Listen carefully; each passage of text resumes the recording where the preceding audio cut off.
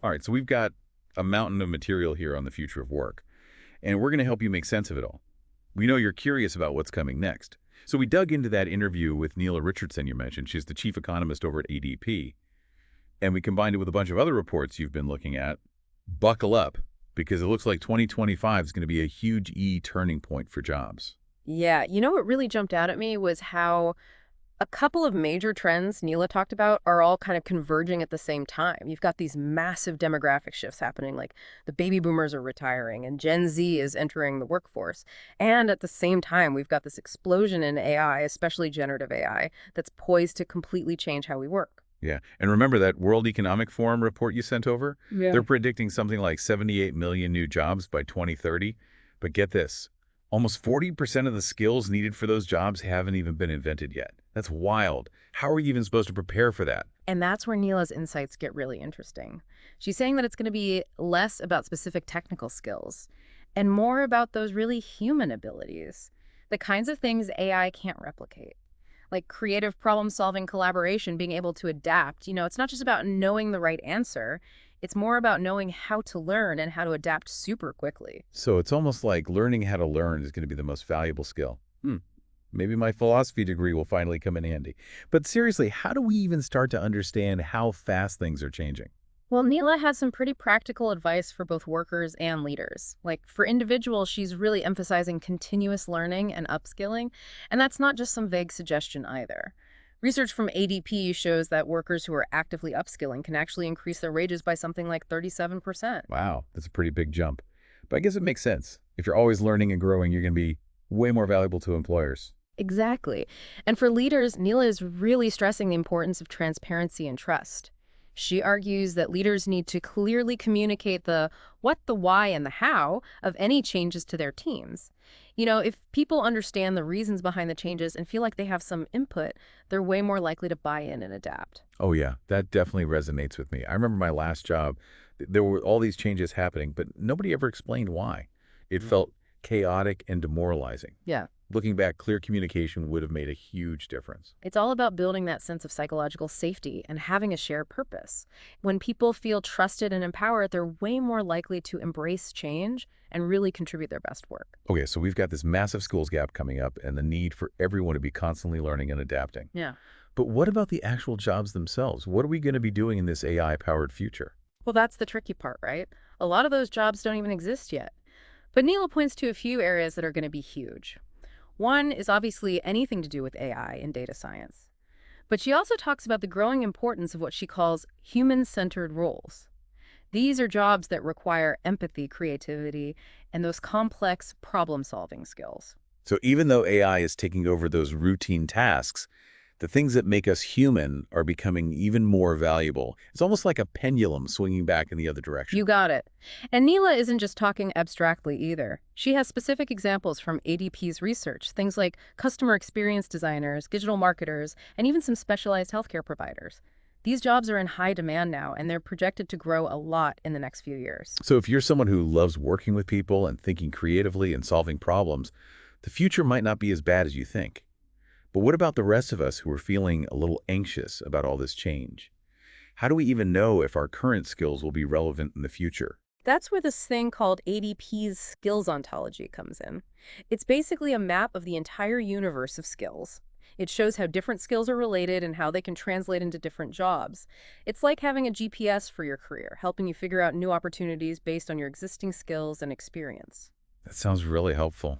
Yeah. I've definitely felt stuck before not knowing how my skills could be useful in a different field. That's totally normal.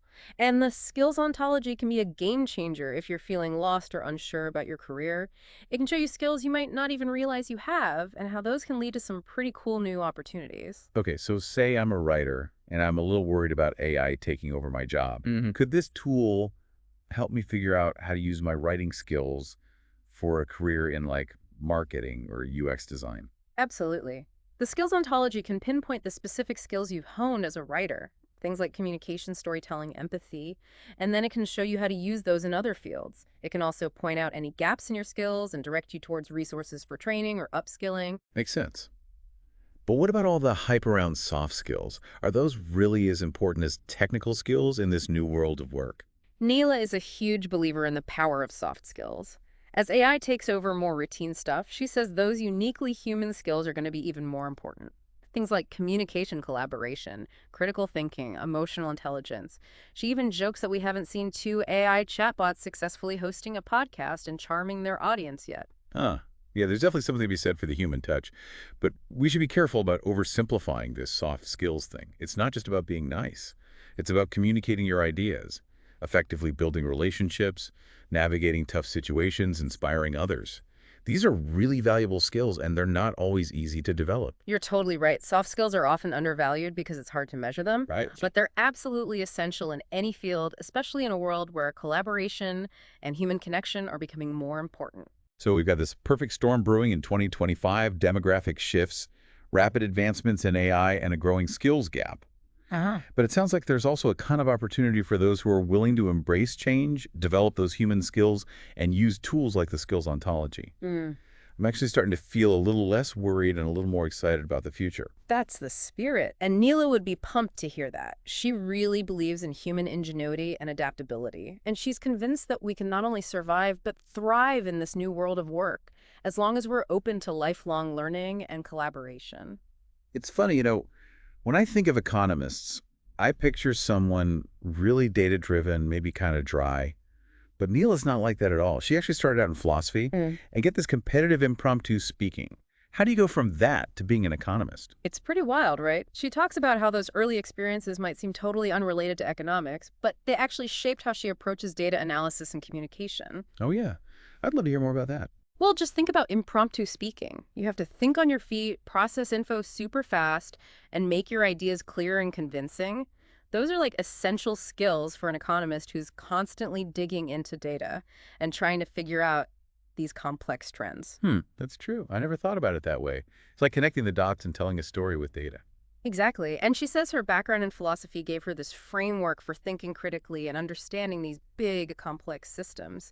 Learning to dissect arguments, spot biases, find connections between things that seem completely unrelated. So it's not just about crunching numbers. It's about thinking critically about what those numbers actually mean. Right. And she brings that same critical thinking to her work at ADP. She's always pushing herself and her team to ask the tough questions, to challenge assumptions, and be honest about what the data can and can't tell us. That reminds me of something she said in the interview about being a fly on the wall. She talks about how she learned so much just from watching how decisions were made at Freddie Mac during the housing crisis. It was like an apprenticeship, soaking up knowledge from more experienced people. And she's a big believer in creating those fly-on-the-wall opportunities, especially now with hybrid work. Those informal learning moments are harder to come by. Yeah, it's so easy to get stuck in your own little silo when you're working remotely. You Yeah. miss out on those random conversations and observations that can teach you so much. Exactly. Leaders have to be way more intentional about creating opportunities for mentorship, collaboration, knowledge sharing, even if it's all virtual. That makes a lot of sense. Yeah. I'm also curious about her take on employee well-being. She seems to have a different perspective on that. She definitely challenges the conventional wisdom. She says that while well-being is important, it might not be the top priority for workers right now. What they really want is autonomy and flexibility. I have to admit that surprised me at first. Who doesn't want to feel good?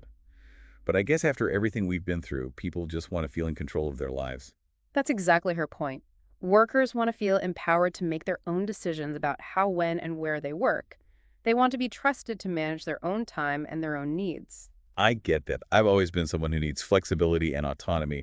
When I feel micromanaged or restricted, my creativity and productivity just tank. And Neela says this desire for autonomy and flexibility isn't just a personal preference. It's also about productivity and engagement. When people feel empowered and trusted, they're more motivated to do their best work. So how can leaders create a work environment that supports both well-being and autonomy? It's a balancing act for sure. But Neela says it starts with clear communication and setting realistic expectations. Leaders need to be upfront about what they need from their team. But they also need to give people the space to get the work done in a way that works for them. It's about focusing on outcomes rather than processes, right? Exactly. And creating a culture of trust where people feel okay asking for help and speaking up when something's not working. That makes me think of something else Neela talked about, bringing your whole self to work. She told this story about how she used to downplay her experience as a new mom in job interviews because she thought it wasn't relevant. And later she realized that wasn't her full self. She wasn't letting interviewers see everything she brought to the table. That's such an important point, especially for women who often feel pressure to separate their personal and professional lives. Absolutely. And Neela argues that when we bring our whole selves to work, we not only feel more authentic, but we also bring a wider range of skills and perspectives. Is there a downside to being too open about your personal life at work, though? Could it backfire?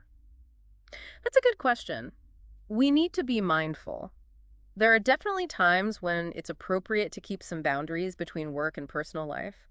And there are always risks with being too open, especially in workplaces that aren't really inclusive or respectful. So it's about finding that balance, being yourself, but also being smart about what you share. Exactly. And creating a workplace where people feel safe being themselves without worrying about judgment or discrimination. Okay, so we've covered continuous learning, adaptability, autonomy, bringing your whole self to work. What about actually looking for a job? What's Neela's advice for navigating this crazy job market? She's big on the idea that it's not just about getting any job, it's about finding the right fit. It's about understanding your own values, skills, and career goals, and then looking for organizations that match. So do your research and be really intentional about where you apply. Exactly. And she says to think beyond job titles, focus on the skills and experience you want to gain. Ask yourself, will this role help me learn and grow? Will it challenge me? Will I have the chance to really contribute? It's not just about what the job can do for you, but what you can bring to the job. Right. And finding an organization that values your contributions and supports your growth. She also talks a lot about networking and building relationships. Yeah, networking gets thrown around a lot, but it really is about making genuine connections and learning from other people. And with all this remote and hybrid work, networking is changing. It's not just about going to industry events. It's about engaging with your online community, building relationships with people in your field, finding opportunities to collaborate and learn from each other. That's a good point. It's easy to feel isolated working remotely, but there are so many ways to connect with people virtually. You just have to put yourself out there. Exactly. And Neela's all about using technology to build those relationships and foster collaboration, even across the globe. So the future of work is all about being adaptable, proactive, and intentional, taking charge of your career and finding opportunities to learn, grow, and connect with others. You nailed it. And as we move into the last part of our deep dive, we're going to explore Neela's global perspective on the future of work. She has some really interesting thoughts about what she calls the new globalization. It's basically the idea that talent is becoming increasingly global and interconnected. That sounds fascinating. How is this new globalization going to affect the job market? What does it mean for everyone?